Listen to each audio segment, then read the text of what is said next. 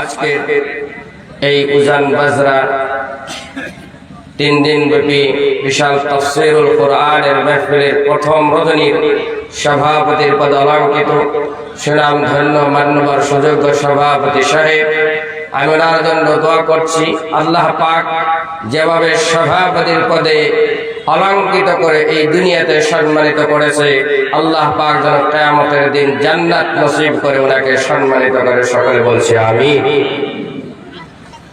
মঞ্চে উপবিষ্ট মুআজ্জাজ উলামায়ে কেরাম, আমার সম্মুখে বসে থাকা বাবার বয়সের মুরব্বিয়ান সকল, জাতির মেরুদণ্ড স্বরূপ আকাশের নক্ষত্র সদৃশ আমার যুবক তরুণ ভাই ও বন্ধুগণ, মহান আল্লাহ পাকের লাখ কোটি শুকরিয়া আদায় করি যে মহান আল্লাহ পাক আমাদের উপরে দয়া করে এই জান্নাতের টুকরায় বসার তৌফিক দান করেছেন। সকলে বলছি আলহামদুলিল্লাহ।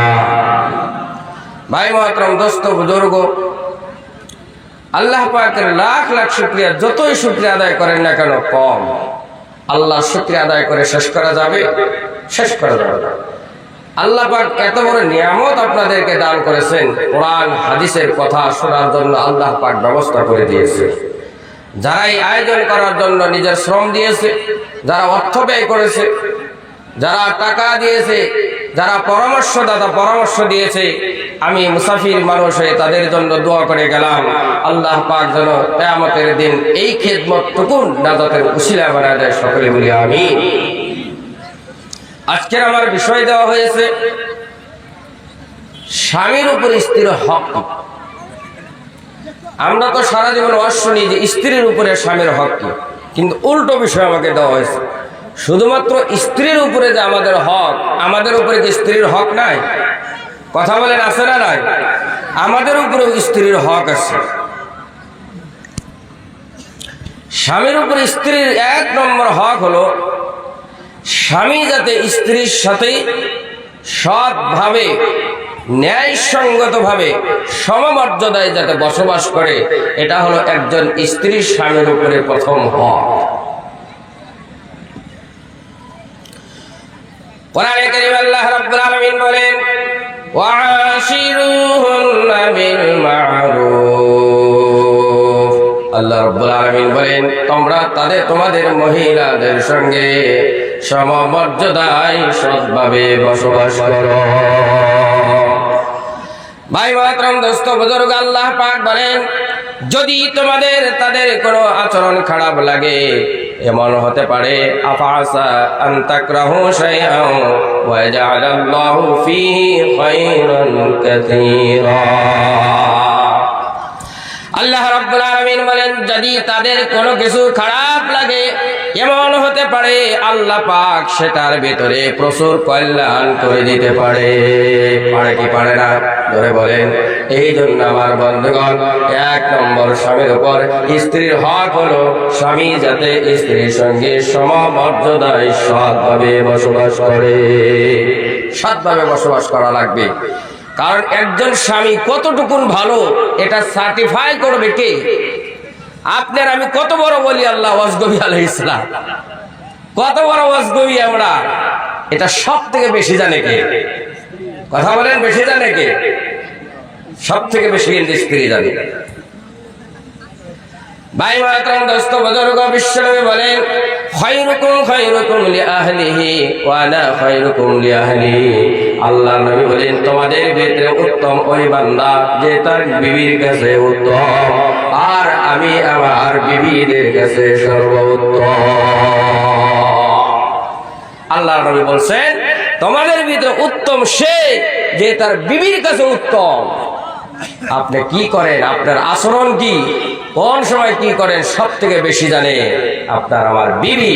বিবি যদি ভালো বলে সার্টিফাই করে, বুঝতে হবে ওই মানুষটা আসলেই ভালো। তাহলে 1 নম্বর হকের কথা বললাম, আমরা স্ত্রীর সাথে ইনশাআল্লাহ সৎভাবে আচরণ করব, তো কোনোদিন খারাপ আচরণ করব না। সৎভাবে বসবাস করতে হবে, সংসার করতে হবে সৎভাবে। 2 নম্বরে একজন বিবির স্ত্রীর উপর হক হলো আইয়ুআল্লিমুহা উমুরা দীনহা ওয়া ইয়াহুসসুহা আলা তাআ। একজন স্বামীর উপর তার স্ত্রীর হক হলো, স্ত্রীর যদি দ্বীনি শিক্ষায় কোনো কমি থাকে তাহলে স্বামীর দায়িত্ব হলো স্ত্রীকে দ্বীনি শিক্ষায় শিক্ষিত করবে। আপনি এমন একজন মেয়েকে বিয়ে করছেন, নামাজ কেমন করে পড়া লাগে জানেন, কোরআনে কারীম পড়তে জানে না, উজু জানে না, গোসল জানে না, কিচ্ছু জানে না, এমন একজন মেয়েকে যদি বিয়ে করেছেন, স্বামী হিসাবে আপনার করণীয় দায়িত্ব হলো আপনার স্ত্রীকে নিত্য প্রয়োজনীয় দ্বীনি শিক্ষায় আপনার স্ত্রীকে শিক্ষিত করতে হবে। দ্বীনি শিক্ষায় শিক্ষিত করতে হবে। কারণ সূরা তাহরিমের 6 নম্বর আয়াত আল্লাহ পাক ঘোষণা দিচ্ছেন, ইয়া আইয়ুহাল্লাযীনা আমানু কু আনফুসাকুম ওয়া আহলিকুম নারা। আল্লাহ রাব্বুল আলামিন বলেন, হে ঈমানদার বান্দাগণ, হে বিশ্বাসী বান্দারা, নিজে জাহান্নামের আগুন থেকে বাঁচো, নিজের পরিবার পরিজনকে জাহান্নামের আগুন থেকে বাঁচাও। এই আয়াত যখন নাযিল হলেন, হযরত ওমর ইবনুল খাত্তাব রাদিয়াল্লাহু তাআলা আনহু বিশ্বনবীর দরবারে চলে গেলেন, যে জিজ্ঞেস করলেন, ইয়া রাসূলুল্লাহ নাকি আনফুসানা, আমরা নিজেদেরকে জাহান্নামের আগুন থেকে বাঁচাবো এটা তো বুঝলাম, ও কাইফা লানা বিআহলিনা ইয়া রাসূলুল্লাহ, আমার পরিবারস্থ আমার পরিবারের লোকদেরকে জাহান্নামের আগুন থেকে কেমন করে বাঁচাবো? ভাই মহতরম দোস্ত বুজুর্গ, বিশ্বনবী বললেন, ওমর, আল্লাহ পাক যেগুলা কাজ করার হুকুম করেছেন, নির্দেশ দিয়েছেন, ওই কাজগুলা তুমি করো, তোমার স্ত্রী তোমার পরিবার পরিজনের লোকদেরকে করাও। আর আল্লাহ পাক যে সমস্ত বস্তু থেকে নিষেধ করেছে, নিজে বাঁচো, নিজের পরিবার পরিজনের লোকদেরকে সেই কাজ থেকে বাঁচাও। তাহলে বোঝা গেল, নিজে জাহান্নামের আগুন থেকে বাঁচবেন এটা নয়, নিজের পরিবার পরিজনকে জাহান্নামের আগুন থেকে বাঁচাতে হবে। ওয়া ইয়াহুসসুহা আলা তাআ। আর একজন স্ত্রী স্বামীর উপরে হক হলো, স্বামী তার স্ত্রীকে ইবাদতের প্রতি, আল্লাহর ভালো কাজের প্রতি নিজের স্ত্রীকে উৎসাহিত করবে, ইন্সপিরেশন করবে। হাদিস শরীফের ভিতরে পাওয়া যায়, বিশ্বনবী মুহাম্মাদুর রাসূলুল্লাহ সাল্লাল্লাহু আলাইহি ওয়াসাল্লাম বলেন, রাহিমাল্লাহু রাজুলান, আল্লাহ পাক ওই ব্যক্তিকে দয়ার চাদর দিয়ে ঢেকে নেয়, কামা মিনাল লাইল, যে রাতে উঠে ফাসাল্লা এবং তাহাজ্জুদের নামাজ পড়ে, ওয়া আইকাযা ইমরাতাহু, এবং তার বিবিকে জাগায়, বিবিকে উঠায়, ফাইন আবাদ, কিন্তু বিবি যদি উঠতে চায় না তাহলে ওয়ানাদহা ফি ওয়াজহিল মা, তার মুখের উপরে চেহারায় সামান্য পানির ছিটা দিয়ে দেয়। পানির ছিটা দিলে ঘুম ভেঙে যায় কি যায় না? কথা বলে যায় কি যায় না? আপনার স্ত্রীকে যে ভালো কাজের দিকে উৎসাহিত করবেন, হাদিস শরীফ আছে, আল্লাহ পাকের নবী বলেন, যে বান্দা নিজে রাত্রে উঠে এবং নিজের বিবিকে জাগায়, নিজে তাহাজ্জুদের নামাজ পড়ে নিজের বিবিকে জাগায়, যদি উঠতে না চায় তাহলে হাতে কিছু পানি লাগায়, পানির ছিটা তার মুখের উপরে দিয়ে দাও। ভাই মহতরম দোস্ত বুজুর্গ, এই জন্য তাহাজ্জুদের নামাজ মাঝে মধ্যে পড়ার দরকার আছে না নাই? কথা বলেন, আছে না নাই? আমরা তো 5 ওয়াক্ত নামাজ পড়তে পারি না, তাহাজ্জুদ তো দূরের কথা। কিন্তু বিশ্বনবী বলেছেন, ওয়াসাল্লু ওয়ান নাসু নিয়াম, এমন সময় তুমি নামাজে দাঁড় হয়ে যাও যে সময় মানুষগুলা ঘুমের ভিতরে আরামে মগ্ন থাকে। ভাই মহতরম দোস্ত বুজুর্গ, সাহাবীদের জিন্দেগিতে লক্ষ্য করেন, বিশ্বনবী একদিন রাত্রের বেলায় ঘুরতেছেন সাহাবীদের খোঁজ খবর নেওয়ার জন্য। দেখি আমার সাহাবীরা রাত্রের বেলায় ঘুমায় নাকি আল্লাহর ইবাদতে মগ্ন থাকে। বিশ্বনবী হাঁটতে হাঁটতে চলে গেলেন আবু বকরের বাড়িতে। আবু বকর রাদিয়াল্লাহু তাআলা আনহুর বাড়িতে গিয়ে দেখে আবু বকর রাদিয়াল্লাহু তাআলা আনহু গভীর রাত্রে ঘুমায় নাই, তাহাজ্জুদের নামাজে আল্লাহর সম্মুখে দাঁড় হয়ে গেছে। আর তাহাজ্জুদের নামাজে আবু বকর সূরা ইয়াসিন তিলাওয়াত করে, ইয়াসিন ওয়াল কুরআনিল হাকীম ইন্নাকা লামিনাল মুরসালিন আলা সিরাতিম মুস্তাকিম। কিন্তু আবু বকর রাদিয়াল্লাহু তাআলা আনহু এত মৃদু স্বরে তেলাওয়াত করে, এত মৃদু স্বরে তেলাওয়াত করে, এত আস্তে আস্তে তেলাওয়াত করে, বাইরে থেকে ভালো করে বোঝা যায় না। বিশ্বনবী মুহাম্মদুর রাসূলুল্লাহ সাল্লাল্লাহু আলাইহি ওয়াসাল্লাম দোয়া তুললেন, আল্লাহর দরবারে দোয়া করলেন, রব্বুল আলামিন আমার সাহাবী আবু বকর গভীর রাতে বিছানায় ঘুমায় না, তাহাজ্জুদের নামাজে তোমার গোলামি করে, তোমার দাসত্ব করে। আল্লাহ, আমি নবী দোয়া করে গেলাম, আবার আবু বকরের জীবনটা দুনিয়া পরকালের সমস্ত মঙ্গল দিয়ে তুমি ভরে দাও। ভাই মহতরম, দোস্ত বুজুর্গ, নিজের পরিবার পরিজনের লোকদেরকে যে আমলের দিকে উৎসাহিত করবেন, নিজের বিবিকেও উৎসাহিত করতে হবে, নিজের ছেলেকেও উৎসাহিত করতে হবে, আপনার পরিবারে যত লোকজন আছে সকলকে আমলের দিকে উৎসাহিত করতে হবে। ভাই মহতরম, দোস্ত বুজুর্গ, বিশ্ব নেই এবার হযরত উমর রাদিয়াল্লাহু তাআলা আনহুর বাড়িতে চলে গেলেন। গিয়ে দেখে গভীর রাত্রে হযরত উমর বিছানায় ঘুমায় নাই। হযরত উমর তাহাজ্জুদের নামাজে দণ্ডায়মান হয়ে সূরা রহমান তেলাওয়াত করে।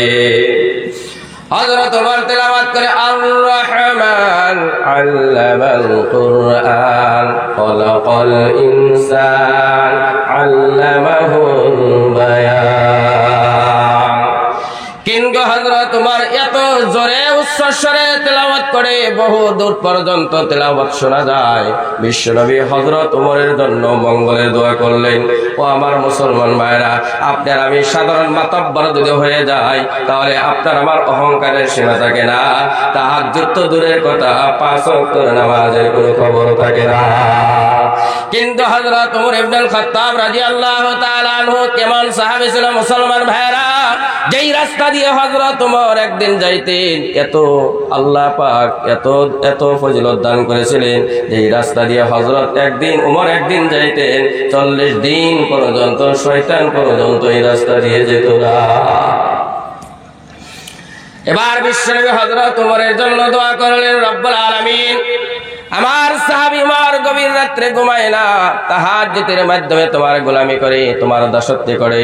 আমি উমরের জন্য দোয়া করে দিলাম, আল্লাহ দুনিয়া পরকালের সমস্ত মঙ্গল দিয়ে আমার উমরের জীবনটা তুমি ভরে দাও। বিশ্বনবী চলে গেলেন, ফজরের নামাজ আদায় হয়ে গেল। বিশ্বনবী সাহাবীদেরকে ডাকতে বলে, তোমরা সকলে চলে যাও, আবু বকর ওমর তোমরা দুইজন দাঁড়াও, তোমাদের দুইজনের সঙ্গে আমি নবীর আলাপ আলোচনা আছে। দুইজন বসে গেছে। এবার হযরত আবু বকরকে ডাকতে বলে, আবু বকর গভীর রাত্রে তোমার বাড়িতে মেহমান হয়েছিলাম। আবু বকর বলে, ইয়া রাসূলুল্লাহ, ইয়া হাবিবাল্লাহ, আমি জানতে পারি নাই, বুঝতে পারি নাই, আমি তো জানতে পারি নাই আপনি আমার বাড়িতে গিয়েছিলেন, আল্লাহর রাস্তায় আমাকে ক্ষমা করে দাও। ভাই মাতরম দোস্ত বুজুর্গ, হযরত আবু বকর রাদিয়াল্লাহু তাআলা আনহুর কথা শুনে বিশ্বনবী বলেন, আবু বকর আমি তো জানতে গিয়েছিলাম, আমি দেখতে চেয়েছিলাম রাত্রে তুমি ঘুমাও নাকি আল্লাহ পাকের ইবাদতে মগ্ন থাকো, কিন্তু আমি তোমাকে দেখতে পাইলাম তাহাজ্জুদের নামাজ পড়ো, সূরা ইয়াসিন তেলাওয়াত করো, এত মৃদু স্বরে তেলাওয়াত করো, এত আস্তে আস্তে তেলাওয়াত করো, তিলাওয়াতের আওয়াজটা বাইরে থেকে ভালো করে বোঝা যায় না। আবু বকর অল্প জোরে কেন তুমি তেলাওয়াত করলা না, উচ্চ স্বরে কেন তেলাওয়াত করলা না?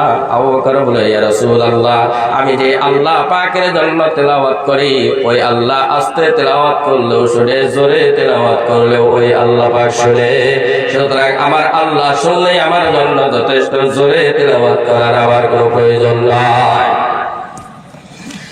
এবার বিশ্বনবী রাহমাতুল লিল আলামিন হযরত উমরকে ডাকতে বলে, উমর তুমি কেন এত উচ্চ স্বরে তেলাওয়াত করো, অল্প মৃদু স্বরে আস্তে আস্তে কেন তুমি তেলাওয়াত করলা না? হযরত উমর এবার চিন্তা করে, কারণ সাহাবীরা সব সময় ভালো কাজে প্রতিযোগিতা করত, কে কার থেকে বেশি ভালো কাম করতে পারে। এবার হযরত উমর চিন্তা করে, আবু বকর একটা ফায়দার কথা বলেছে, একটা লাভের কথা বলেছে, আমি ওমর বিশ্ব নবীর সম্মুখে 2টা লাভের কথা বলবো।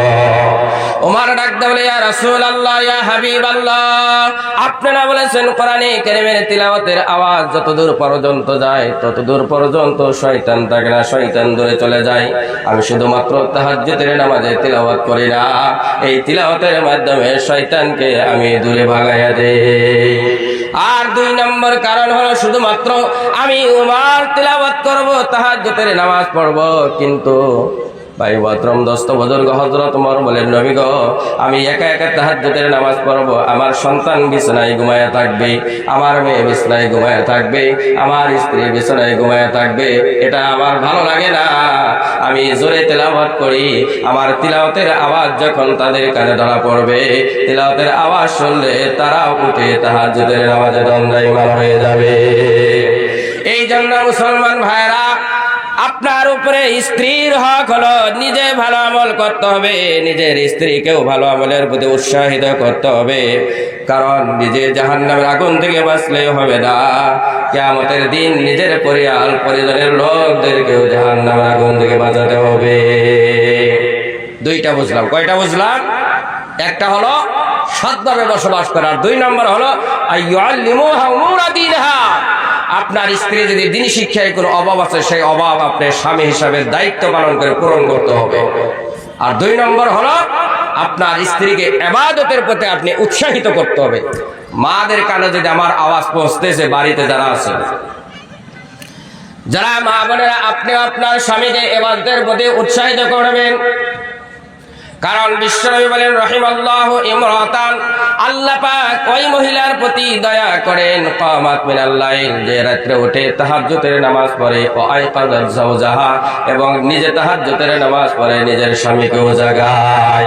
ফাইন আবা, বিশ্বনবী বলেন স্বামী যদি উঠতে না চায়, নাদাহাতিল মা, নাদাহাত ফি ওয়াজহিল মা, তাহলে স্ত্রী তার হাতে অল্প পানি নিয়ে পানির ছিটা তার স্বামীর চেহারায় মেরে দিবে। এই জন্য মায়েরাও স্বামীকে উৎসাহিত করবে। এটা কোন সময় হবে? এটা ওই সময় হবে যে সময় স্বামী স্ত্রী দিনদার হবে। আর দিনদার যদি না হয়, পানির ছিটা দিলে তো কথা খারাপ আছে, আছে না নাই? হ্যাঁ, ডাক দিলেই তো কথা খারাপ আছে, যে আমার ঘুম কেন তুমি নষ্ট করলা। এই জন্য বিশ্বনবী বলেছেন, বিয়ে যখন তুমি করবে, তুনকাহুল মারাতুল ইয়ারবাইন, বিয়ের সময় 4টা বস্তু লক্ষ্য করা হয়। তার ধন সম্পত্তির দিকে লক্ষ্য করা হয়, তার সৌন্দর্যতার দিকে লক্ষ্য করা হয়, তার বংশর দিকে লক্ষ্য করা হয়, তার দিনদারি গুণের দিকে লক্ষ্য করা হয়। আল্লাহ নবী বলেন ফাসবুর বিজাতিদ দ্বীন, বিয়ের সময় দিনদার মেয়েকে বিয়ে করে তুমি কামিয়াব হয়ে যাবা। দিন গুণ যদি একজন মহিলার ভিতরে থাকে, আপনার জীবনটা হবে জান্নাতি জীবন। অন্য হাদিসে বিশ্বনবী বলেছেন আদ-দুনিয়া কুল্লুহা মাতা ওয়া খায়রু মাতা'id দুনিয়া আল মারাতু সালিহা। আল্লাহর নবী বলেন সারা পৃথিবীটা হলো সম্পদ, আর এই সারা পৃথিবীর সম্পদের ভিতরে সর্বোত্তম শ্রেষ্ঠ সম্পদ হলো একজনই দিনদারি মহিলা। দিনদার মহিলা যদি পেয়ে যান, তাহলে তো আপনার ভাগ্য ভালো, কপাল ফুটে গেল। 3 নম্বর, একজন স্বামীর উপরে স্ত্রীর হক হলো আইয়াদিলা বাইনাহা ওয়া বাইনাদ দাররা ইন কানা লাহু দাররা। কেউ যদি একাধিক বিয়ে করেছেন, 2টা বিয়ে করেছেন, 3টা বিয়ে করেছেন, 4টা বিয়ে করেছেন, তাহলে সকলের ভিতরে সমতা বন্টন করতে হবে, ন্যায় সঙ্গত আচরণ করতে হবে। একজনকে মহব্বতের নজরে তাকাবেন, আর একজনের দিকে চোখ রাগায় তাকাবেন, আল্লাহ পাকের দরবারে আসামির কাতারে দাঁড় হতে হবে। কারণ কোরআনে কারীমে আল্লাহ রাব্বুল আলামিন বলেন ফানকিহু মা তাবা লাকুম মিনান নিসাই মাসনা ওয়া সুলাসা ওয়া রুবা ফাইন খিফতুম আল্লা তা'দিলু ফাওয়াহিদাতান আও মা মালাকাত আইমানুকুম যালিকা আদনা আল্লা তাউলু। আল্লাহ রাব্বুল আলামিন বলেন যে সমস্ত মহিলা তোমাদের পছন্দ হয়, বিয়ে করো, 2টা 3টা 4টা বিয়ে করতে পারো। ফাইন খিফতুম, কিন্তু যদি তোমার ভয় হয়, তোমার আশঙ্কা হয় আমি একাধিক বিয়ে করলে তাদের মধ্যে সমতা বন্টন করতে পারবো না, সুবিচার করতে পারবো না, ন্যায়সঙ্গত আচরণ করতে পারবো না, ইনসাফমূলক আচরণ করতে পারবো না, আল্লাহ পাক বলেন তাহলে একটাই করতে হবে। কেমন করে আচরণ করবেন? এক আল্লাহর ওলির ঘটনা পাওয়া যায়, 2 জন বিয়ে করেছে, বাজারে চলে গেছে, বাজার থেকে তরমুজ কিনে নিয়ে আসছে, 2 জন বিবির জন্য 2টা তরমুজ কিনে নিয়ে আসছে।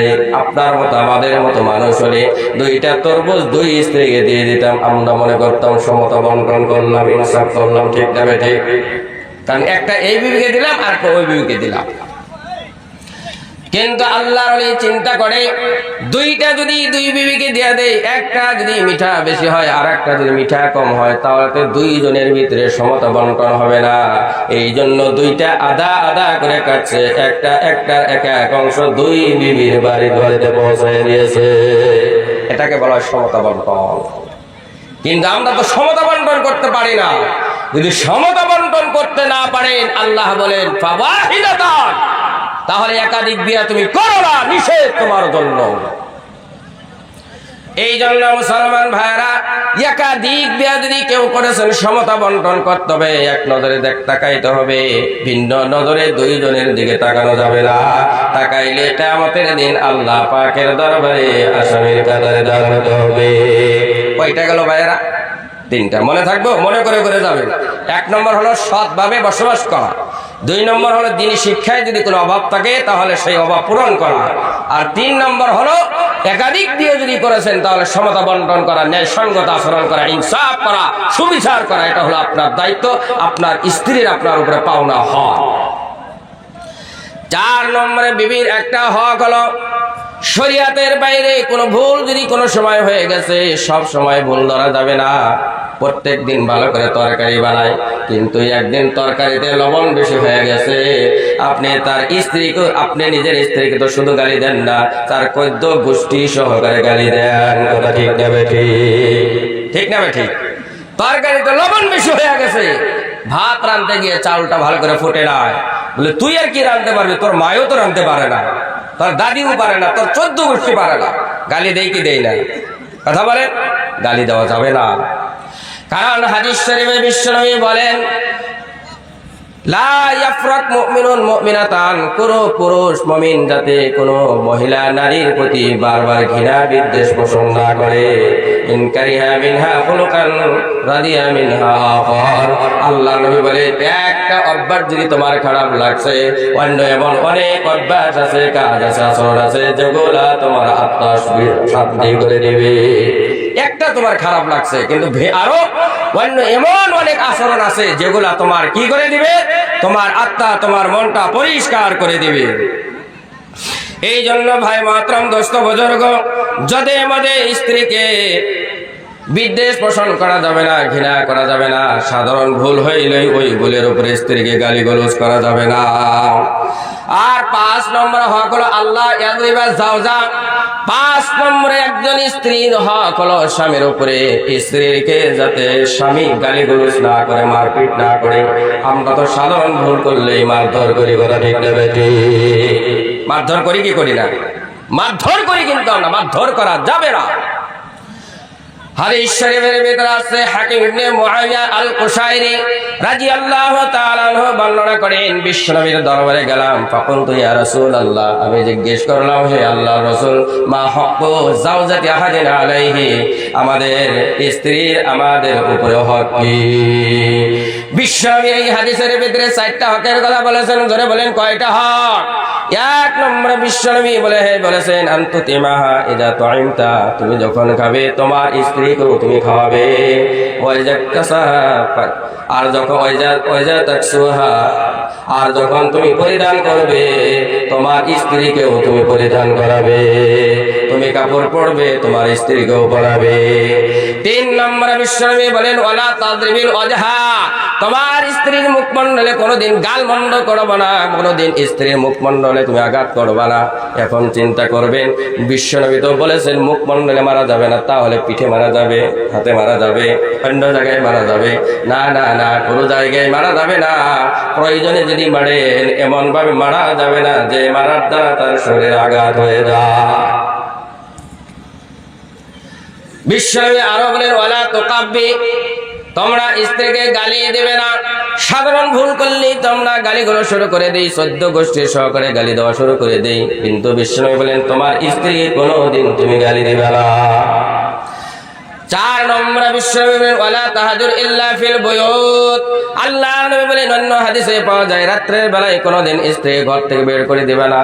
অনেক জল্লাদ মার্কা স্বামী আছে, স্ত্রী যদি সাধারণ ভুল করেছে, রাত্রের বেলায় দেখবেন গলা ধাক্কা দিয়ে ঘর থেকে বের করে দরজা বন্ধ করে দেয়। কথা ঠিক না বেঠি? ও মুসলমান ভাইরা, এই কাজ করা যাবে না। বিশ্বনবী বলেন, রাত্রের বেলায় বিশেষ করে তোমার স্ত্রীকে তুমি ঘর থেকে বের করে দিবা না। বিছানা যদি পৃথক করেছো, ঘরের ভিতরে পৃথক হবে, প্রয়োজনে বিছানা পৃথক করতে পারবেন, কিন্তু ঘর থেকে রাত্রের বেলায় নিজের স্ত্রীকে বের করে দেওয়া যাবে না। এই জন্য আমার বন্ধুগণ, 6 নম্বরে একজন স্ত্রীর উপরে বিবির হক হলো, অধিকার হলো, মাঝে মধ্যে স্বামী তাকে মজার আলাপ আলোচনা শোনাবে, গল্প শোনাবে। কারণ বিশ্বনবী মুহাম্মদুর রাসূলুল্লাহ সাল্লাল্লাহু আলাইহি ওয়াসাল্লাম মাঝে মধ্যে তার স্ত্রীদেরকে মজার গল্প শোনাতো। মা আয়েশা থেকে বর্ণিত, তিনি বলেন, বিশ্বনবী একদিন 11 জন মহিলার মজার গল্প শোনালেন। ধরে বলেন, কয়জন মহিলা? বুখারী শরীফের হাদিস। মা আয়েশা বলেন, বিশ্বনবী বলেছেন 11 জন মহিলা একত্রিত হয়ে গেল, একমত হয়ে গেল, তারা আমরা সকলেই নিজের স্বামীর ব্যাপারে খুলে বলবো, কেউ কিন্তু স্বামীর ব্যাপারে কোনো কিছু গোপন রাখবো না। 10 জন নিজের কথা বলে শেষ করেছে। 11 জন বলে, আমার স্বামী খুব ভালো মানুষ, আমাকে খুব গরিব বাড়ি থেকে বিয়ে করেছে, কিন্তু আমার স্বামী এত আমাকে দিয়েছে, আমাকে গয়না দিতে দিতে আমার কানটা বাড়ি করে দিয়েছে। এমন বাড়িতে আমার বিয়ে হয়েছে, যেই বাড়িতে ঘোড়ার আওয়াজ পাওয়া যায়, উটের পায়ের শব্দ পাওয়া যায়, সব সময় মারান পাওয়া যায়। আগের যুগে যারা ধনী ছিল, ওই বাড়িতে ঘোড়ার আওয়াজ পাওয়া যাইতো কি যাইতো না? তখন তার গাড়ি ছিল না। আগের যুগে যারা ধনী ছিল, ওই বাড়িতে উট থাকতো। আগের যুগে যারা ধনী ছিল, তাদের বাড়িতে অনেক ফসল ক্ষেত খাবার থাকতো, তারা সব সময় বাড়িতে মারান দিত। কথা ঠিক নেবে ঠিক। কিন্তু সেই আবু জারআর স্ত্রী বলে, আমার স্বামী খুব ভালো ছিল, আমাকে খুব দিয়েছে, কিন্তু অবশেষে আমার স্বামী আমাকে তালাক দিয়েছে। বিষ্ণু বলেন, আয়েশা কুনতু লাকি বিআবি জারইন, আমি হলাম তোমার জন্য সেই আবু জারের মতো, যেমন আবু জার যেমন তার বিবির জন্য। কিন্তু পার্থক্যটা হলো এটা, আবু জার তার বিবিকে তালাক দিয়ে দিয়েছে, আয়েশা আমি কোনোদিন তোমাকে তালাক দেব না। এই জন্য স্ত্রীর স্বামীর উপরে একটা হক হলো, মাঝে মধ্যে মজার গল্প শোনাবেন, কিন্তু খবরদার এই গল্প শোনাতে গিয়ে শরিয়াত বিরোধী কোন সিনেমা নাটকের কথা বলা যাবে না। যাবে? কথা বলেন। সিনেমা একটা দেখলেন আর শুরু করলেন, আজকে সিনেমা একটা দেখলাম, এত মজার সিনেমা, এই গল্প কি করা যাবে? শরিয়াত বিরোধী কোনো গল্প করা যাবে না, শরিয়াত সম্মত আপনি গল্প তাকে দিবেন। 7 নম্বরে একজন বিবির স্বামীর উপরে হক হলো, আইয়া জানা লাহা ইজাস্তাজারাতু বিল খুরুজ, আপনার স্ত্রী কোনো ভালো কাজের জন্য যদি বাইরে যেতে চায়, তাহলে আপনার বিবিকে যাওয়ার অনুমতি প্রদান করা। আপনার বিবি মাহফিলে আসতেছে, কোরআনের মাহফিলে আসতে দেওয়া লাগবে। হ্যাঁ, কয়েকটা শর্ত আছে। শর্তগুলা হলো, বিবিকে যে জায়গায় যেতে দিবেন, রাস্তা নিরাপদ হতে হবে, রাস্তায় যাতে তার সতীত্ব নষ্ট হওয়ার কোনো আশঙ্কা না থাকে, তার ইজ্জত হানির কোনো আশঙ্কা না থাকে। রাস্তা যদি নিরাপদ হয়, ভালো কাজের জন্য বাইরে যাওয়ার যদি অনুমতি চায়, তাহলে আপনার স্ত্রীকে অনুমতি দেওয়া, এটা হলো আপনার স্ত্রী আপনার উপরে পাওনা। কথা বুঝছেন কি? মাহফিলের জন্য যদি অনুমতি চায়, দেওয়া লাগবে কি লাগবে না? তবে কোন রাস্তায় যদি আশঙ্কা থাকে, আমার স্ত্রী যদি এই রাস্তা দিয়ে যায়, তাহলে তার সতীত্ব নষ্ট হয়ে যেতে পারে, তার মান সম্মান হানি হয়ে যেতে পারে, সেখানে কি অনুমতি দেওয়া যাবে? সেখানে অনুমতি দেওয়া যাবে না। ভাই মাতরম, দোস্ত বুজুর্গ, 8 নম্বরে একটা স্বামীর উপরে স্ত্রীর হক হলো, আল্লাহ ইয়াহজুরাহা, স্ত্রীকে ঘর থেকে বের করে দেওয়া যাবে না। প্রয়োজনে আপনি বিছনা পৃথক করতে পারবেন, কিন্তু এমনি বিছনা পৃথক করা যাবে না। কারণ স্বামী স্ত্রী যদি রাগান্বিত হয়ে একজন আরেকজন দিকে অন্য বিছানায় ঘুমায়, যতক্ষণ পর্যন্ত 2 জন একত্রিত হয় না, ততক্ষণ পর্যন্ত আল্লাহ পাকের তরফ থেকে তাদের উপর অভিশাপ হয়। প্রয়োজনে বিছনা পৃথক করবেন। কি প্রয়োজন?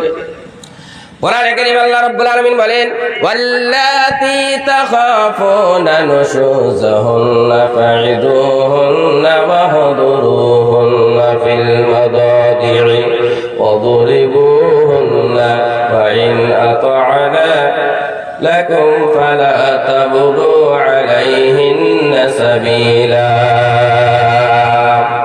আল্লাহ রাব্বুল আলামিন আলামিন বলেন, তোমরা যদি তোমার নারীদের প্রতি অবাধ্যতার আশঙ্কা করো, আমার স্ত্রী অবাধ্যর দিকে এগিয়ে যাচ্ছে, তাহলে আল্লাহ পাক বলেন তোমার 1 নম্বর করণীয় দায়িত্ব হলো তোমার স্ত্রীকে ভালো ভালো কথা দিয়ে বোঝাও, ওয়াজ করো, সুন্দর সুন্দর কথা দিয়ে বোঝাও, সুন্দর সুন্দর হাদিস কোরআন দিয়ে তাকে 1 নম্বরে বোঝাও। স্ত্রী যদি দেখেন যে অবাধ্য হয়ে যাইতেছে, তাহলে 1 নম্বর করণীয় হলো তাকে সুন্দর করে ওয়াজ করে সুন্দরভাবে কোরআন হাদিস দিয়ে বুঝাবে, স্বামীর অধিকারের কথা তার সম্মুখে তুলে ধরবে। কিন্তু বিবি যদি এত জাল্লাত মার্কা ওয়াজ করলে বিবি মানে না, তাহলে 2 নম্বরে আপনি করবেন আপনার ওয়াহদুরুহুন্না ফিল মাদাজি'i, আপনি বিছানা পৃথক করে দিবেন। মুসলমান ভাইরা, বিছানা পৃথক করা কিন্তু জায়েজ আছে, কিন্তু কারণবশত জায়েজ হবে। এমনি যদি হয় আলাপ আলোচনার মাধ্যমে আপনারা 2 জন পৃথক করতে পারবেন, কোনো সমস্যা নাই।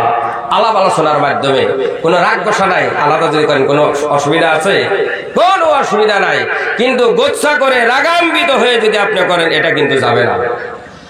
বিশ্বনবী মুহাম্মদুর রাসূলুল্লাহ সাল্লাল্লাহু আলাইহি ওয়াসাল্লাম একবার 1 মাসের জন্য শপথ করেছিলেন। আলা রাসূলুল্লাহ সাল্লাল্লাহু আলাইহি ওয়াসাল্লাম মিন নিসাই শাহরান, আল্লাহর নবী বলেছেন, ইবনে আব্বাস থেকে বর্ণিত, আল্লাহর নবী 1 মাসের জন্য শপথ করেছিলেন, 1 মাস তিনি বিবির কাছে যাবে না।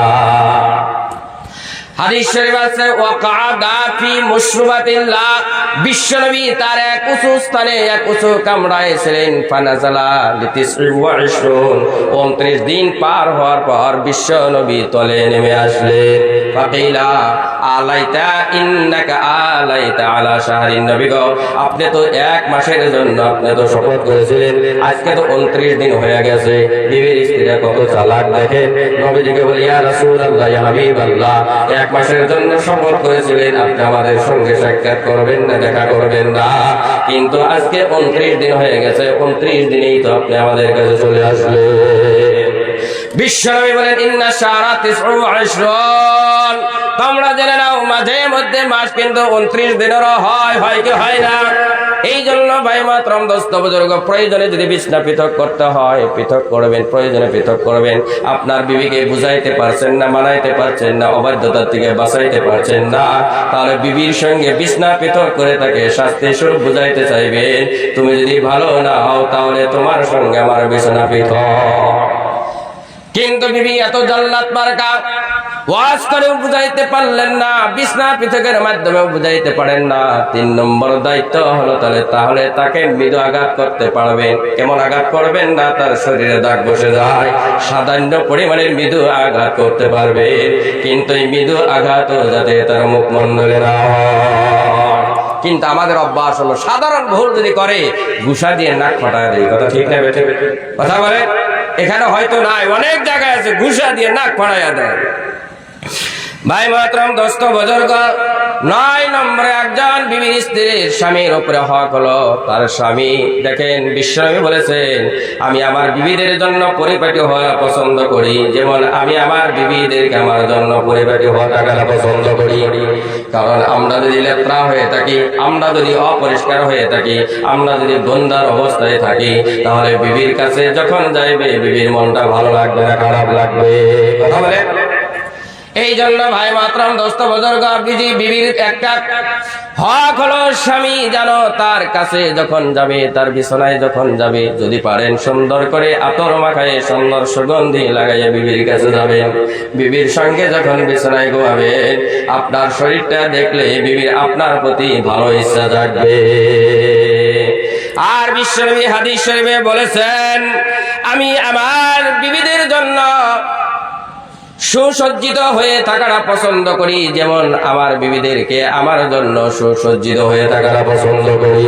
মনে থাকবে, এই জন্য বিবির কাছে এমন অবস্থায় যাইবেন না 9 মাস 10 মাস হয়ে গেছে চুল কাটেন না, আপনার মোছ কাটেন না, অবস্থা এমন খারাপ হয়ে গেছে, ডাল খাইলে দেখা যায় মুখের ভিতরে মনে হয় গুলে গেছে। এমন অবস্থায় যাওয়া যাবে? যাওয়া যাবে না। পরিষ্কার পরিচ্ছন্ন হয়ে নিজের স্ত্রীর কাছে যেতে হবে। 10 নম্বরে আর একটা দায়িত্ব হলো নিজের বিবিকে সময় দিতে হবে। অনেক মানুষ আছে নিজের স্ত্রীকে সময় দেয় না, নিজের স্ত্রীর সঙ্গে সময় অতিবাহিত করে না, অন্য মহিলার সঙ্গে সময় দেয় কিন্তু নিজের বিবির সঙ্গে কোনোদিন সময় দেয় না। কেমন করা যাবে না? শুধুমাত্র সারা রাত আপনি নামাজ পড়েন, সারাদিন আপনি রোজা রাখেন, একটানা রোজা রাখেন, আপনি ইফতার করেন না, বাদ দেন না, আবার একটানা আপনি নামাজ পড়েন, আপনার সারা রাত বিবির কাছে যান না, এটাও কিন্তু জায়েজ নয়। বিশ্বনবীর সাহাবী আব্দুল্লাহ ইবনে ওমর রাদিয়াল্লাহু তাআলা আনহু তিনি বর্ণনা করেন, বালাগান নবী সাল্লাল্লাহু আলাইহি ওয়াসাল্লাম আন্নী আসরুদু সাওমা ওয়া সাল্লিল লাইল।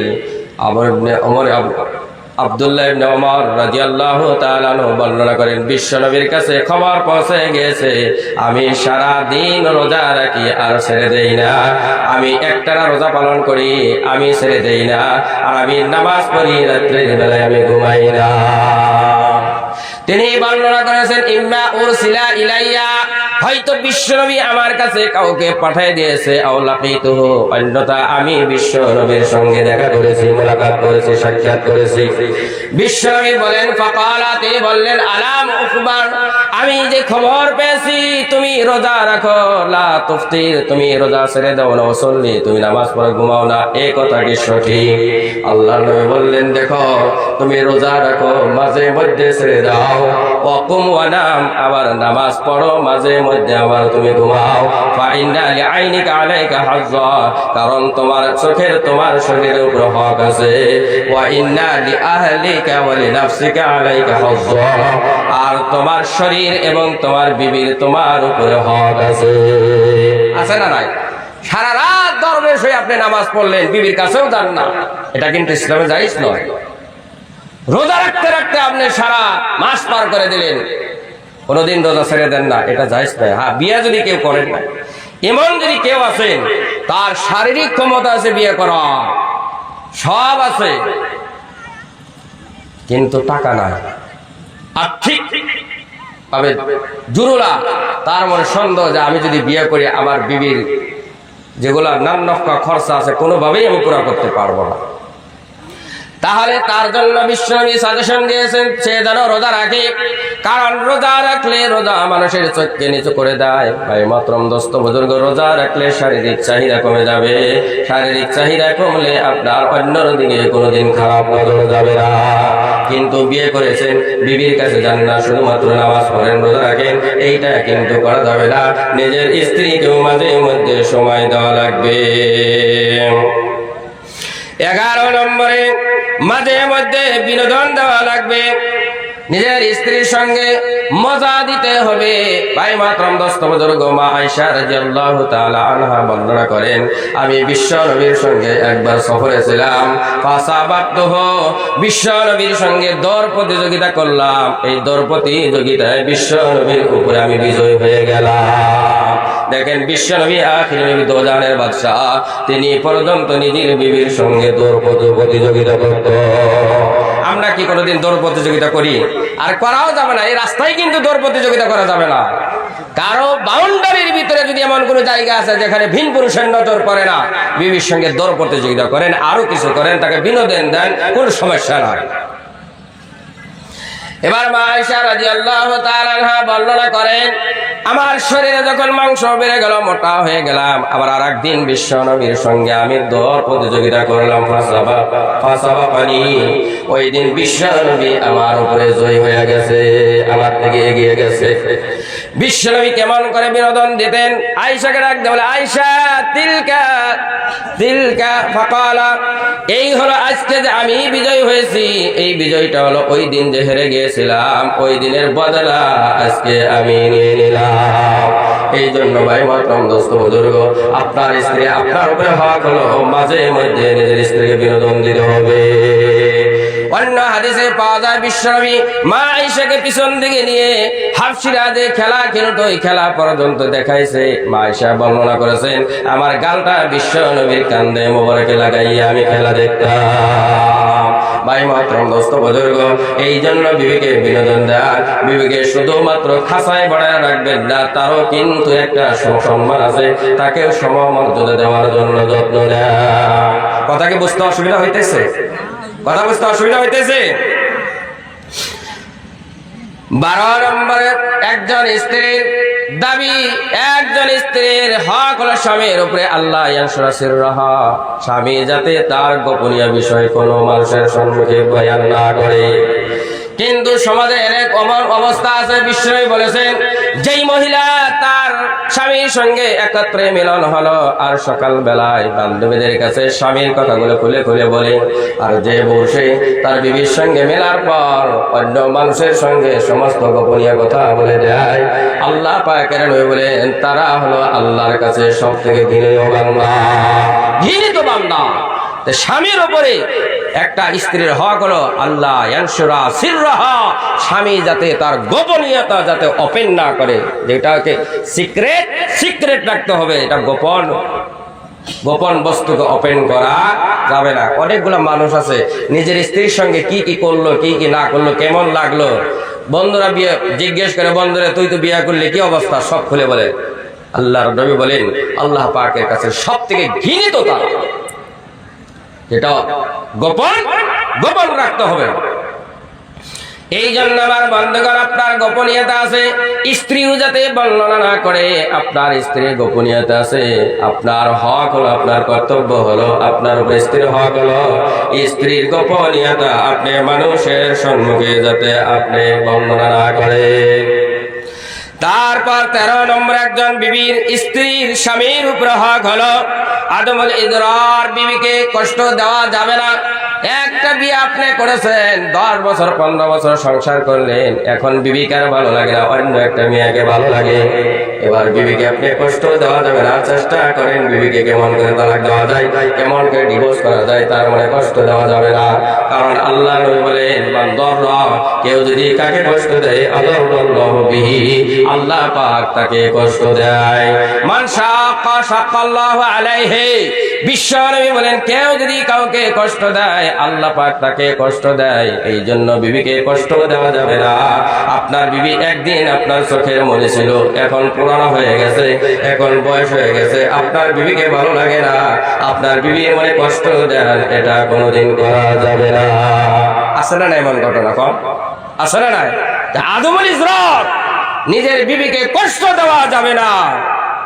ভাই মাতরম, দোস্ত বুজুর্গ, আর একটা বিবির স্ত্রীর স্বামীর উপরে হক হলো ইজহারুল মুহাব্বতি বিল ফাম। আপনি যে আপনার বিবিকে ভালোবাসেন, মাঝে মধ্যে মুখ দিয়ে এই ভালোবাসার কথা প্রকাশ করতে হয়। আমরা তো কোনোদিন বলি না বিবিকে তোমার মুখ কাজটা ভালো লাগে, তোমার চুলগুলা ভালো লাগে, তোমার হাতের আঙ্গুলগুলা ভালো লাগে, তুমি যখন হাসো তোমাকে দেখতে ভালো লাগে। এমন করে বলবেন, বিবির মনটা সন্তুষ্ট হয়ে যাবে, ওই বিবি আপনার জন্য জান দেওয়ার জন্য প্রস্তুত হয়ে যায়। মহিলাদের স্বভাব হলো, তাদের যদি প্রশংসা করা হয়, তাদের আনন্দের কোনো সীমা থাকে, আনন্দে আত্মহারা হয়ে যায় তারা। ভাই মাতরম, দোস্ত বুজুর্গ, বিশ্বনবী মুখ দিয়ে কিন্তু এটা বিশ্বনবীর সুন্নাত। মা আয়েশা রাদিয়াল্লাহু তাআলা আনহা বর্ণনা করেন, মা বিরতু আলা নিসাইন নবী সাল্লাল্লাহু আলাইহি ওয়াসাল্লাম ইল্লা আলা খাদিজা। মা আয়েশা বর্ণনা করেন, খাদিজা ছাড়া বিশ্বনবীর কোন স্ত্রীর উপরে আমি ঈর্ষা করতাম না।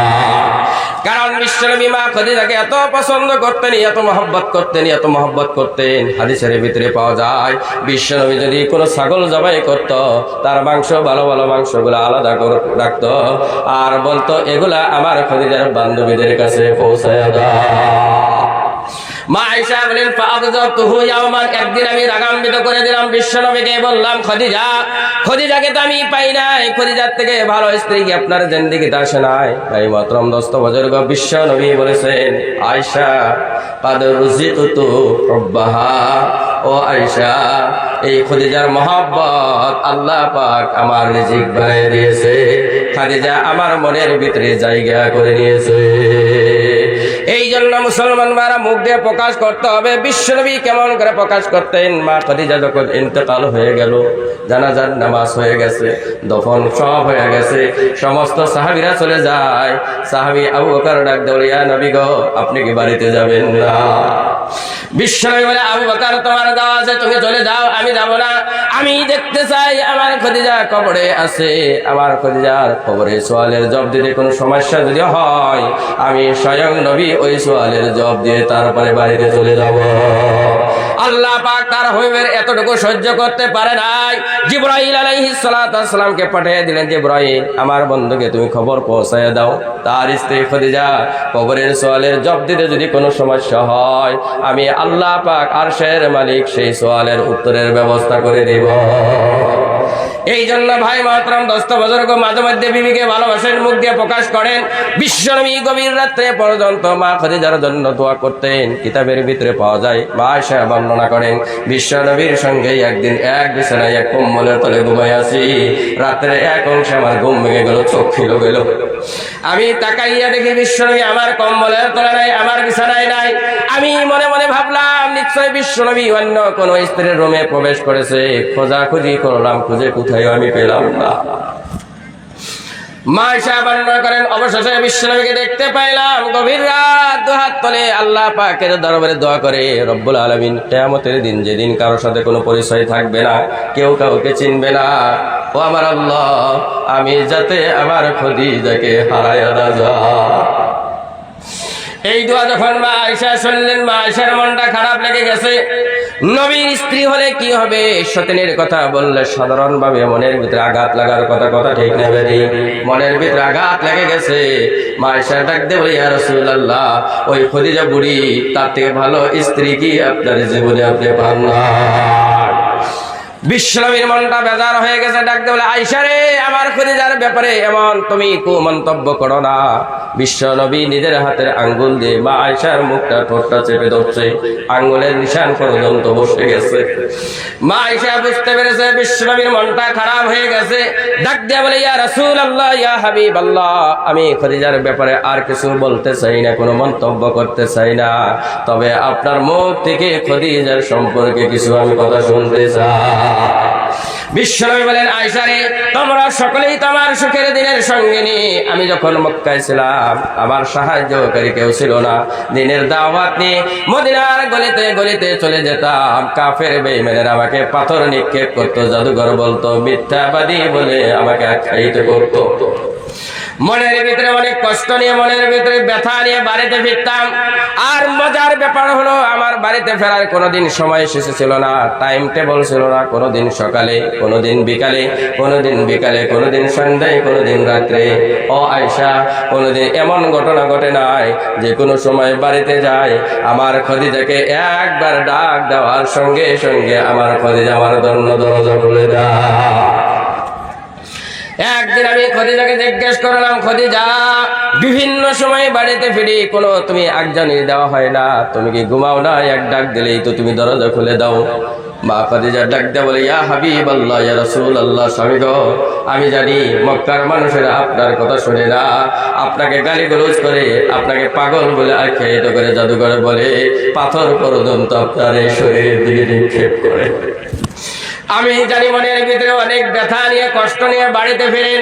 আমি মনে মনে চিন্তা করি, আমি যদি কাম না থাকার সুযোগ নিয়ে বিছনায় ঘুমায় যাই, আল্লাহর নবী আমার স্বামী দরজার সম্মুখে দাঁড় হয়ে যদি ডাকতে থাকে, খাদিজা, খাদিজা, স্বামী গো, নবী গো, না জানি আপনার মনের কষ্ট আরো বেড়ে যায় নাকি।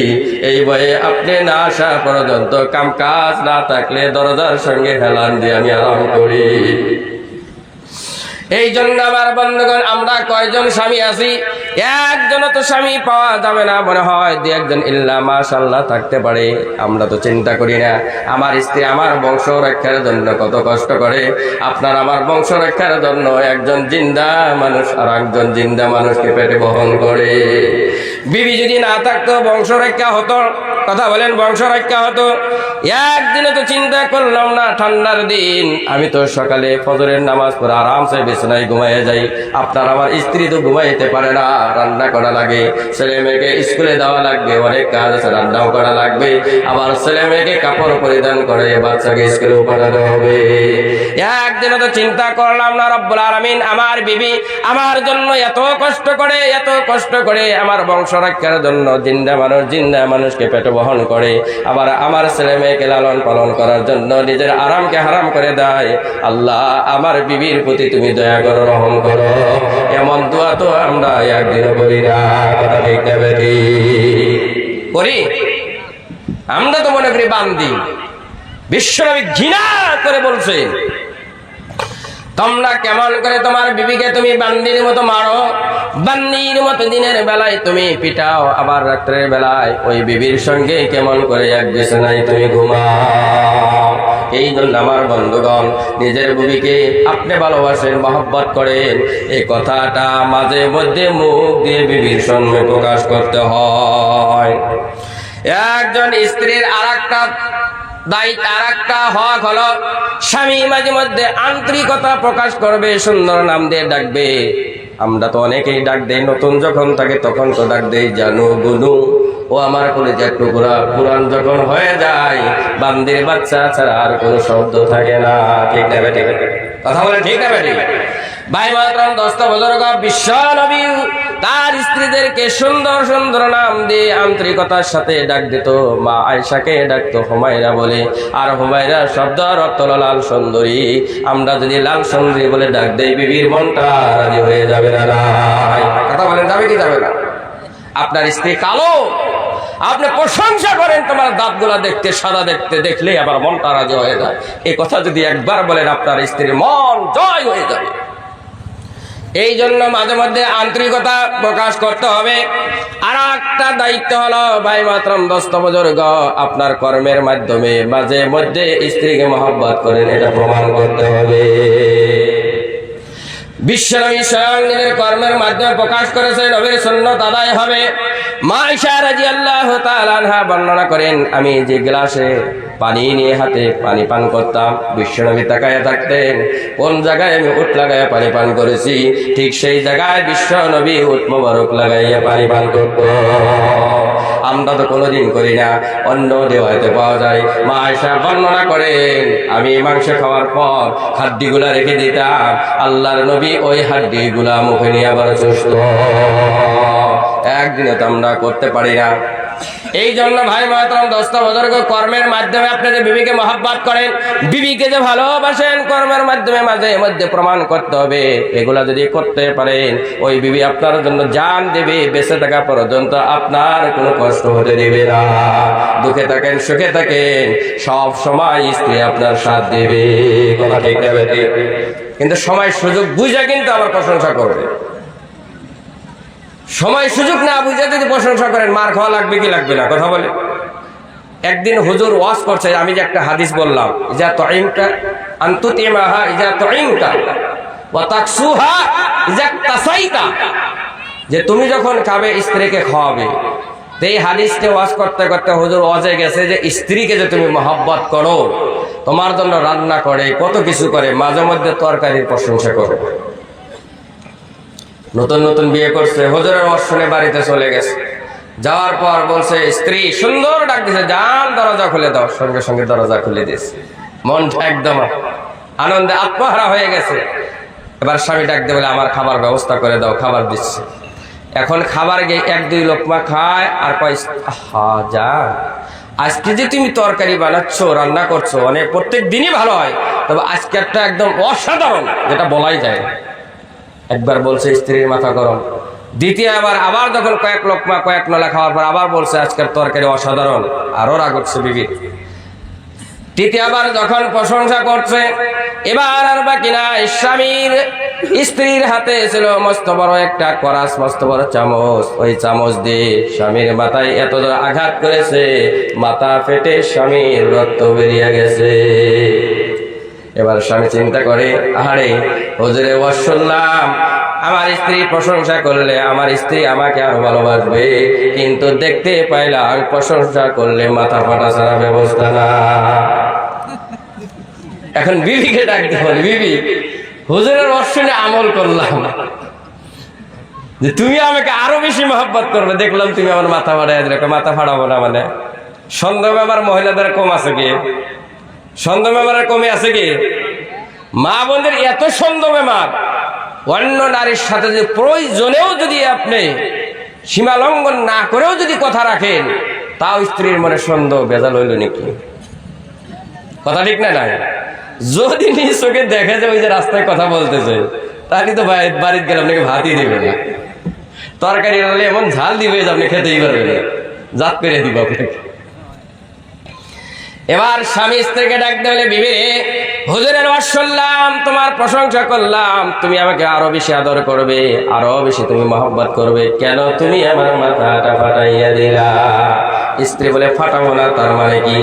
এতদিন হলো বিয়ে হয়েছে, এতদিন হলো একসঙ্গে সংসার করি, প্রত্যেক দিন তরকারি রান্না করে খাওয়াই, কোনো দিন তো তরকারির প্রশংসা তুমি করো না। আজ আমার শরীর ভালো না, ওই বাড়ির থেকে অল্প তরকারি চেয়ে এনেছি, মনে হয় তোমার ওই বাড়ির মেয়ের সাথে অল্প ভেজাল আছে, তা না হলে তরকারির প্রশংসা কেন তুমি করো? তোমার ওই বাড়ির মেয়ের সাথে ভেজাল আছে, কথা বুঝছে? এই জন্য সময় সুযোগ বুঝা প্রশংসা করবেন, যদের মধ্যে কিন্তু করবেন, ভেজাল হবো, মাথা বাটবো। 16 নম্বরে একজন স্ত্রী স্বামীর উপরে হক হলো, অধিকার হলো, বাড়িতে যেগুলা কাজ আছে, আপনি যদি চাকরি করেন 6 দিন আপনি স্কুলে যান, অফিসে যান, যেখানে যান, একদিন যেদিন বাড়িতে থাকেন, মাঝে মধ্যে ঘরোয়া কামে বিবির সঙ্গে সহযোগিতা করা। কারণ বিশ্বনবী মুহাম্মদুর রাসূলুল্লাহ সাল্লাল্লাহু আলাইহি ওয়াসাল্লাম মাঝে মধ্যে স্ত্রীদেরকে বিবিদের সঙ্গে তরকারি কেটে সাহায্য করতেন। এটা তরকারি কেটে সাহায্য করার অর্থই হলো আপনার বিবি বলবে, আমার সঙ্গে আমাকে কত মহব্বত করে, মাঝে মধ্যে কাজে আপনি সহযোগিতা করবেন, আপনার বিবির মনটা ভরে যাবে। এই জন্য মাঝে মধ্যে তরকারি রান্নার সময় যাবেন যে তুমি আজকে সরো, আমি রান্না করি। আপনাকে তো রান্না করতে দেবে না, 2-1 মিনিট সময় দেন, স্ত্রীর মন জয় হয়ে যাবে। আর শেষের দায়িত্বটা হলো, শেষ যেটা আমি বলছি, আরো অনেক দায়িত্ব আছে, সময় কম, 17টা দায়িত্ব, 17টা হকের কথা আমি নোট করে নিয়ে আসছি। 17 নম্বর শেষের দায়িত্বটা হলো, আপনি আপনার স্ত্রীর সমস্ত ভরণ পোষণের দায়িত্ব গ্রহণ করতে হবে। আপনি খাবেন, স্ত্রীকে খাবেন না, আপনি পরিধান করবেন, স্ত্রীকে কাপড় দেবেন, এমন যাতে না হয়। আর মা বোনেরা, যদি আমার আওয়াজ শুনছেন, আপনাদেরকেও বলি, স্বামীর সুখের সময় আপনার সাথ দেন, কিন্তু দুঃখের সময় সাথ দেন না, এটা যাতে কোনোদিন না হয়। একজন সাহাবীর কথা আমার মনে পড়ে গেছে, লাস্টে দিব, এটা লাস্ট 10 মিনিট আছে, 1-2 মিনিটে ঘটনা করে দিতে। সাহাবী ঘটনা কিতাবের ভিতরে পাওয়া যায়, স্বামী স্ত্রী 2 জন বিছানায় ঘুমায় আছে। রাত্রের গভীর রাত্রে স্বামী স্ত্রীকে ডাক দিয়ে বলে, বিবি রে, আমার গলা শুকিয়ে গেছে, অল্প পানির ব্যবস্থা তুমি করে দাও। পাশে পানি ছিল না, দূর থেকে পানি আনতে হলো। দূর থেকে পানি আনতে আনতে এবার দেখি স্বামী আবার বিছানায় ঘুমায়া গেছে। স্ত্রী এবার চিন্তা করে, স্বামী তো ঘুমায়া গেছে, এখন যদি স্বামীর ঘুমটা নষ্ট করি, স্বামীর মনে কষ্ট পেতে পারে। এই জন্য পানির গ্লাসটা নিয়ে স্বামীর সিতারে দাঁড়াই আছে। ফজরের আজান যখন হয়ে গেছে, সাহাবীর ঘুম ভেঙে গেছে, তাকাইয়া দেখে বিবি পানির গিলাস হাতে নিয়ে সিতানে দাঁড়ায় আছে। অনেক সময় দাঁড়ায় থাকার জন্য তার শরীরে সাধারণ কম্পন সৃষ্টি হয়ে গেছে। ডাক দিয়ে বলে, বিবি রে, কেন তুমি দাঁড়ায় আছো? স্ত্রী ডাক দিয়ে বলে, স্বামী, আপনি গভীর রাত্রে পানি চেয়েছিলেন, পাশে পানি না থাকার জন্য দিতে পারলাম না, কিন্তু পানি দূর থেকে আনতে আনতে দেখি আপনি আবার ঘুমায় গেছেন, আপনার ঘুমটা নষ্ট হবে, এই জন্য আমি আপনাকে ডাক দেই নাই।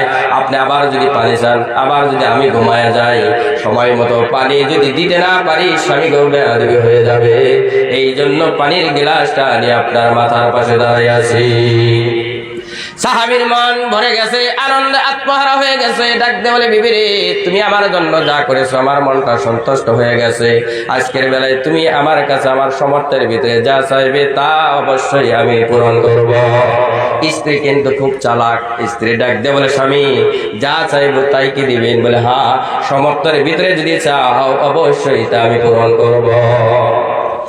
স্ত্রী ডাক দিয়ে বলে, স্বামী, আপনার সামর্থ্যের বাইরে আমি কিছু যাব না, একটা সাধারণ বস্তু আপনার কাছে আমি চাই, একটা বস্তুই দাবি করি, আল্লাহর হস্তে স্বামী গো, আপনি আমাকে তালাক দিয়ে দেন। বলেন, এত ভালো বিবি কি তালাক দেওয়া যায়? কথা বলেন, তালাক তো দেওয়া যায় না। স্বামী এবার পড়ে গেছে বিপদে। স্বামী ডাক দিয়ে বলে, বিবি রে, যা চাইবো তাই দিব বলে কথা দিলাম, তাই বলে কি তোমার মতো স্ত্রীকে তালাক দেওয়া যায়? বিবি এবার কায়দা করে বলছে, আপনি তো নবীর সাহাবী বলছেন ওয়াদা ভঙ্গ করতে পারবেন না, আমাকে যা চাইবো তাই দিবে, আপনি আমাকে তালাক দিতে হবে। সাহাবী বিপদে পড়ে গেছে। সাহাবী ডাক দিয়ে বলে, বিবি রে, এই সমস্যার সমাধান আমি নিজে নিতে পারবো না, এই সমস্যার সমাধান নেওয়ার জন্য সকালবেলায় নবীজির দরবারে চলে যাব। এখান থেকে শিক্ষা নেবেন, পারিবারিক কোনো সমস্যায় যদি আপনি পড়েন আলিমের কাছে যাবেন, কারণ আলিমরা হলো নবীর ওয়ারিস। আলিমরা কে? কথা ঠিক না বেঠিক? পারিবারিক মাসলাগত কোনো সমস্যার সম্মুখীন আপনি হয়েছেন, আলিমের কাছে যাইতে হবে, তাছাড়া আপনি অন্য মানুষের কাছে সমস্যার সমাধান হবে না। এবার দুইজন রওনা হয়ে গেছে। দুইজন যাইতে যাইতে সাহাবীর পায়ের সঙ্গে একটা পাথরের সঙ্গে আঘাত লেগে গেছে, টক্কর লেগে গেছে, অ্যাক্সিডেন্ট হয়ে সাহাবার পা ফেটে পিঙ্কি মেরে রক্ত বের হয়ে গেছে। তার স্ত্রীর সঙ্গে ছিল, তার দোপাট্টা ছেড়ে আঘাতপ্রাপ্ত জায়গাকে পট্টি লাগাইয়া দিছে, বাইন্ধে দিছে। এবার স্ত্রী ডাকতে বলে, স্বামী গো, আপনি আর নবীজির দরবারে যাওয়া লাগবে না। সাহাবী বলে, বিবি রে, তুমি তালাক চেয়ে বসলা, সমস্যার সমাধান করতে পারলাম না, এবার সমাধানের জন্য নবীজির দরবারে রওনা হয়ে গেলাম।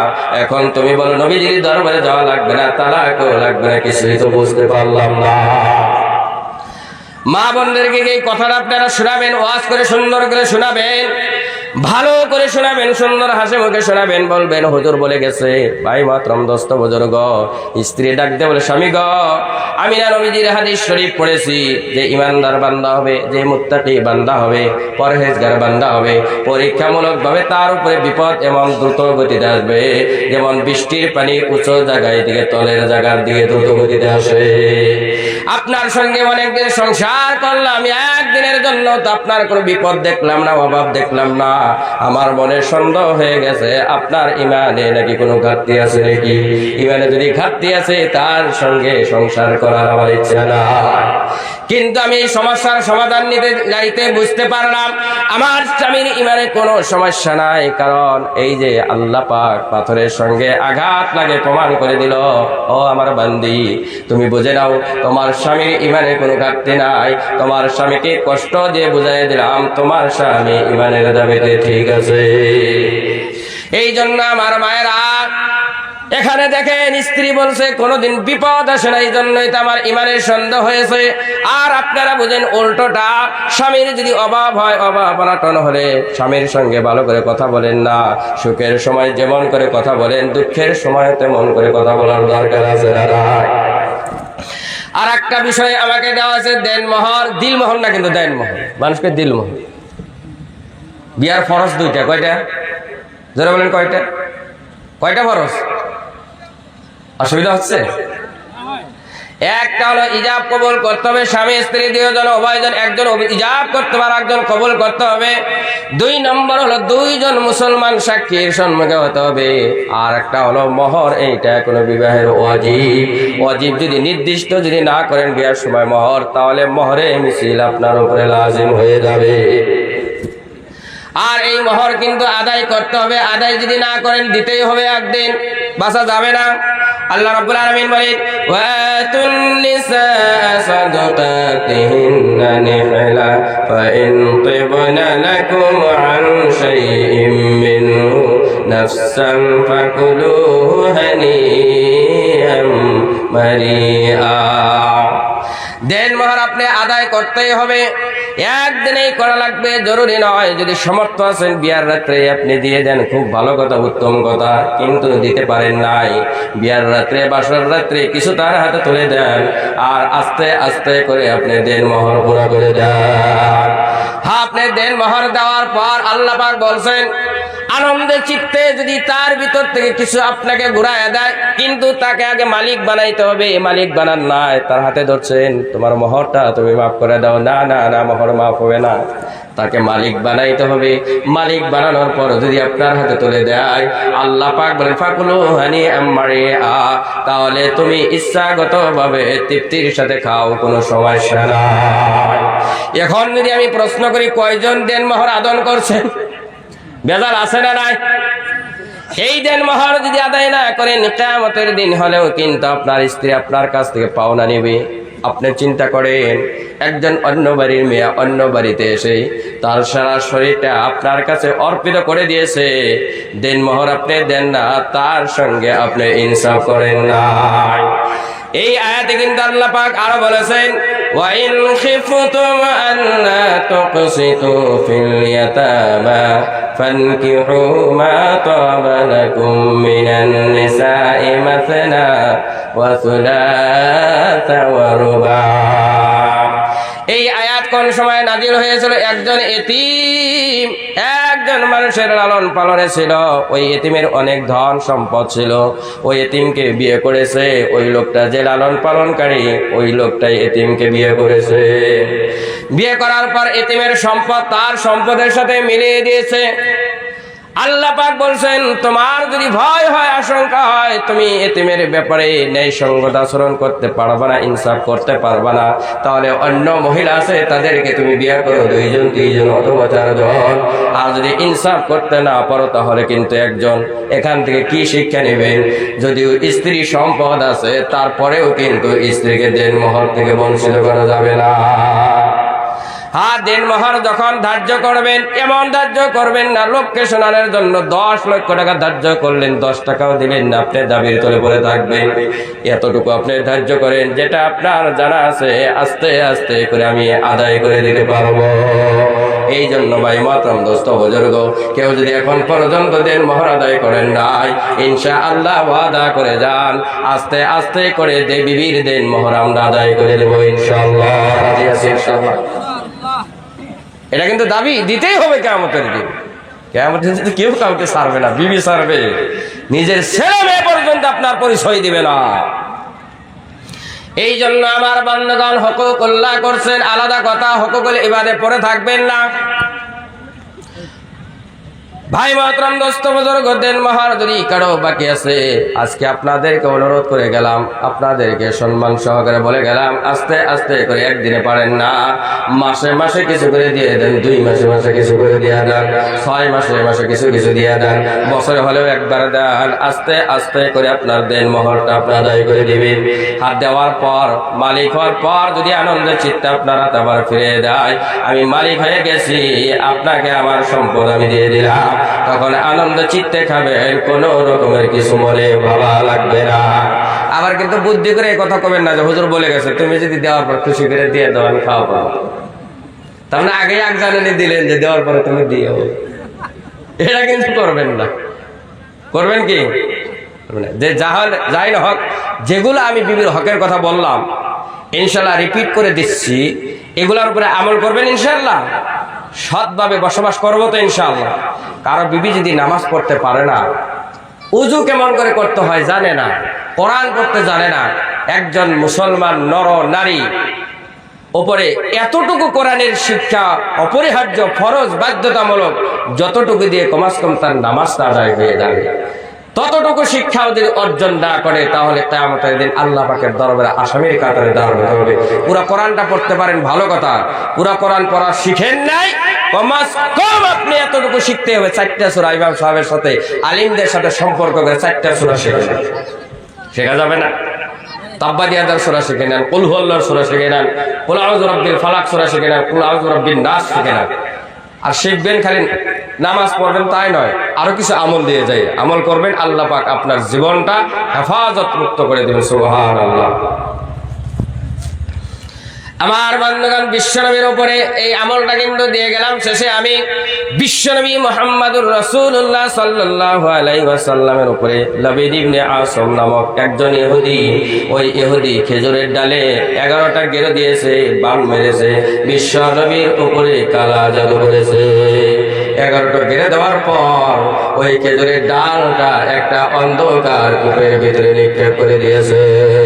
উনি আসছে কি? আসছে উনি? এই আমলটা আমি শেষে দিয়ে যাবো, আমল করবেন ইনশাআল্লাহ। বিশ্বনবীর উপরে জাদু করা হলো, জিবরাইল মিকাইল নাজিল হয়ে গেল, একজন পায়ের পাশে দাঁড়ায় আছে, একজন শয়তানের পাশে দাঁড়ায় আছে, 2 জন ফেরেশতা এবার কথাবার্তা বলে। একজন বলে এই লোকটার কি হয়েছে, আর একজন ফেরেশতা বলে এই লোকটার উপরে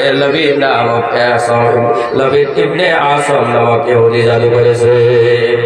সবকিছু ফেরেশতার মাধ্যমে আল্লাহ পাক ওহীর মাধ্যমে জানাইয়া দিল লম্বা কথা। ওই অন্ধকার কূপের ভিতর থেকে ওই খেজুরের ডালটা 11টা গেরো দেওয়া হয়েছে, ওই ডালটা তোলা হলো। তোলার পর সূরাতুল ফালাক সূরাতুন নাস আল্লাহর নবীর উপরে নাযিল করা হলো। আর বলা হলো ইয়া রাসূলুল্লাহ ইয়া হাবিবাল্লাহ, এই দুইটি সূরাতে 11টি আয়াত আছে, এক একটা আয়াত পড়েন আর এক একটা করে গেরো খোলেন। 11টা গেরো খোলা হলো। আল্লাহ পাক আল্লাহর নবীকে এই আমলের মাধ্যমে জাদুর আসর থেকে আল্লাহ পাক মুক্ত করে দিলেন। সুবহানাল্লাহ। ভাই মাতরম দোস্ত বুজুর্গ, বিশ্বনবী যখন রাত্রে ঘুমাতেন, ঘুমানোর সময় বিশ্বনবী সূরাতুল ফালাক সূরাতুন নাস এই দুইটি সূরা তেলাওয়াত করতেন, নিজের হাতের তালুতে দম করতেন আর সারা শরীরে হাত দুইটি বুলাইয়ে দিতেন। এই আমল যদি করতে পারেন তাহলে আপনার উপরে শয়তান ভূত জিন্নাতের আসর হবে না। আর একটা আমল দিয়ে যায়, রাত্রে যখন বিছানায় ঘুমাবেন উজু করে বিছানায় ঘুমাবেন। উজু করে বিছানায় যদি ঘুমাতে পারেন কত ফজিলত, কত ফজিলত। আমার বন্ধুগণ, বিশ্বনবী বলেন কোন বান্দা যদি উজু করে রাত্রের বেলায় বিছানায় ঘুমায় আর ওই ঘুমান্ত অবস্থায় যদি মওত হয়ে যায়, আল্লাহ পাক ওই বান্দাকে শাহাদাতের মর্যাদা দান করে দেয়। এই জন্য উজু করে ঘুমাবেন। দুইটা আমল দিলাম। আর একটা ছোট্ট আমল দিয়ে যায়, কারণ মানুষ যখন গুনাহ করে, গুনাহ করার জন্য মানুষের অন্তরে কালো দাগ পড়ে যায়। বিশ্বনবী হাদিস শরীফে বলেছেন ইন্না হাদিহিল কুলুবু তাসদাউ কামা ইয়াসদাউল হাদিদ ইযা সারাহুল মা। নিজে শুনবেন তাই নয়, বাড়িতে গিয়ে নিজের পরিবারদেরকেও শুনাইয়া দিবেন। আর আজকে বলে দিবেন হুজুর 3টা আমল দিয়েছে, আজ থেকে আমিও 3টা আমল করব, তুমিও 3টার উপরে আমল করো। আমল তো একটা হয়ে যাবে, ভালো কাজের দিকে উৎসাহিত করে, এটার উপরে আমল হবে কি হবে না? কথা বলেন। পুরা কোরআনে কারীম যদি তেলাওয়াত করতে পারেন, পুরা কোরআনে কারীম তেলাওয়াত করেন, খুব সুন্দর কথা। বিশ্বনবী বলেন ইন্না হাদিল কুলুব তাসদাউ কামা ইয়াসদাউল হাদিদ ইযা আসাবাহুল মা। আল্লাহর নবী বলেন লোহাতে পানি পড়লে যেমন মামড়ে ধরে, মানুষ যখন গুনাহ করে মানুষের অন্তরে কালো দাগ পড়ে যায়। কেউ জিজ্ঞেস করলো ইয়া রাসূলুল্লাহ, গুনাহ করার ফলে অন্তরে কালো দাগ পড়ে গেল, এই কালো দাগ পরিষ্কার করার উপায় কি? আল্লাহর নবী 2টা উপায় দিলেন। জোরে বলেন কয়টা উপায়? জোরে বলেন কয়টা উপায়? 2টা উপায় দিলেন আল্লাহর নবী। 1 নম্বরে বললেন তিলাওয়াতুল কুরআন, কোরআনে কারীম তেলাওয়াত করো। ও মুসলমান ভাইরা, কোরআনে কারীম তেলাওয়াত করবেন, ইনশাআল্লাহ ইনশাআল্লাহ কোরআনের নূরে আপনার অন্তর গুনাহ মুক্ত করে আপনার অন্তরটা আল্লাহ পাক নূরান্বিত করে দেবে। হযরত মাওলানা মুফতি মনিরুজ্জামান আল কাসেমী সাহেব, নারে তাকবীর, নারে তাকবীর। মনিরুজ্জামান সাহেব ইনশাআল্লাহ যেগুলো কথা বললাম আমল করবেন তো ইনশাআল্লাহ? মনে থাকবে? শেষে একদম 3টা আমল দিলাম, নিজে আমল করবেন। আর একটা তো 2 নম্বরে বলেছিলাম ওয়াহসুহা আলা তাআ, বিবিকে ভালো কাজের দিকে উৎসাহিত করবেন। এই 3টা আমল কিন্তু আমি দিয়ে দিলাম। 3টা আমল মনে আছে কি? মনে আছে? রাত্রে ঘুমানোর সময় কি করে ঘুমাবেন? ওযু করে ঘুমাবেন। ফজিলত আছে না নাই? শাহাদাতের মর্যাদা আল্লাহ পাক দান করবে যদি ঘুমের অবস্থায় মওত হয়। আর একটা দিলাম সূরা ফালাক সূরা নাস তেলাওয়াত করে 2 হাতে দম করে সারা শরীরে বুলিয়ে দিবেন। আল্লাহ পাক জাদু জিন ভূতের খারাপ আসর থেকে আপনাকে হেফাজত রাখবে। সুবহানাল্লাহ। আর একটা দিলাম বেশি বেশি তিলাওয়াত করবেন। তিলাওয়াত যদি না জানেন সূরাতুল ইখলাস, কুল হুয়াল্লাহর সূরা। নবীজি একদিন সাহাবীদেরকে সম্মুখে নিয়ে বক্তব্য করতেছিলেন। সাহাবীদেরকে ডাক দিয়ে বলে, সাহাবীরা এগিয়ে আসো। এগিয়ে আসলেন। নবীজি বলেন, দেখো সাহাবীরা, কোরআনে কারীমের ভিতরে একটি এমন সূরা আছে যে এই সূরাটি তেলাওয়াত করলে আল্লাহ পাক আমলনামায় 1/3 কোরআনে কারীম তেলাওয়াতের সওয়াব দিয়ে দেয়। সুবহানাল্লাহ। সেই সূরাটা হলো সূরাতুল ইখলাস, কুল হুয়াল্লাহর সূরা। কুল হুয়াল্লাহু আহাদ আল্লাহুস সামাদ লাম ইয়ালিদ ওয়া লাম ইউলাদ ওয়া লাম ইয়াকুল লাহু কুফুয়ান আহাদ। আলিমের কাছে গিয়ে সুন্দর করে শিখে নেবেন। দিনে 3 বার কমাস কম তেলাওয়াত করবেন, 1 বার কোরআন খতমের সওয়াব আপনার আমলনামায় আল্লাহ পাক লিখে দেবেন। সুবহানাল্লাহ। আল্লাহ পাক যেন আমাদের শোনার উপরে আমল করার তৌফিক দান করে। এখানে বলে আমরা শেষ করছি। আলহামদুলিল্লাহি রাব্বিল আলামিন। আসসালামু আলাইকুম ওয়া রাহমাতুল্লাহি ওয়া বারাকাতুহু।